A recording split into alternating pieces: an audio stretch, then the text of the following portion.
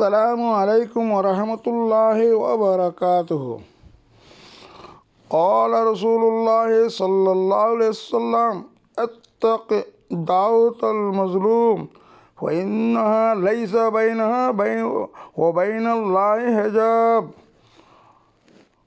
রসুল্লাহ সাল্লাল্লাহু আলাইহি সাল্লামে ফরমাতে তোরা মজলুমর বদুয়াতি বাইছ কেলা বলে হলে মজলুম মধ্যে আল্লাহর দরমিয়ানের মধ্যে কি নাই, কোনো হেজাব নাই, কোনো পর্দা নাই।